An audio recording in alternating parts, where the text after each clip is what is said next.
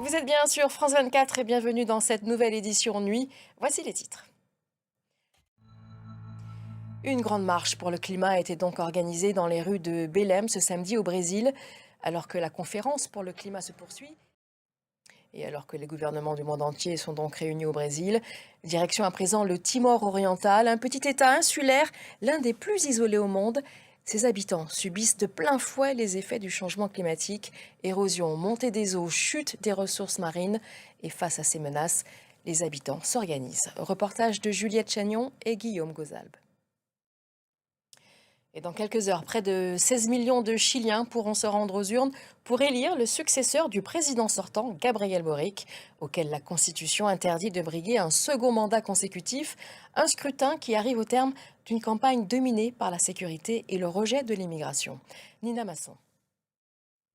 Ils étaient venus nombreux pour manifester au Mexique pour protester contre la classe dirigeante et en particulier la présidente Claudia Sheinbaum.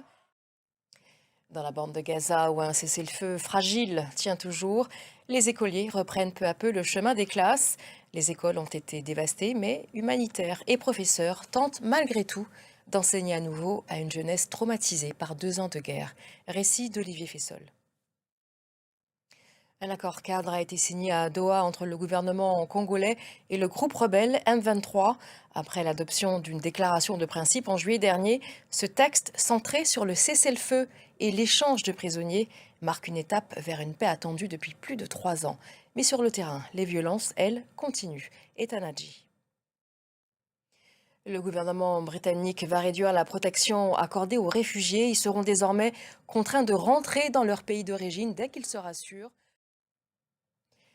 L'actualité en France, c'est ce rassemblement de viticulteurs à Béziers. Les vendanges terminées, la filière réclame des mesures d'urgence à Paris et à Bruxelles pour éviter des cessations d'activité en cascade.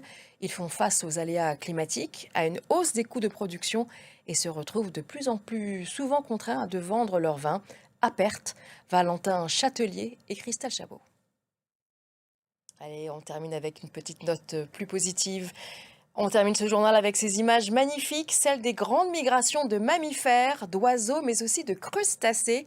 Un spectacle qui nous amène en Australie, en France, mais aussi en Norvège, où 5000 rennes viennent de traverser des eaux glacées pour rejoindre le Grand Nord. Reportage Mathilde Gracia et Loïc Lemoigne.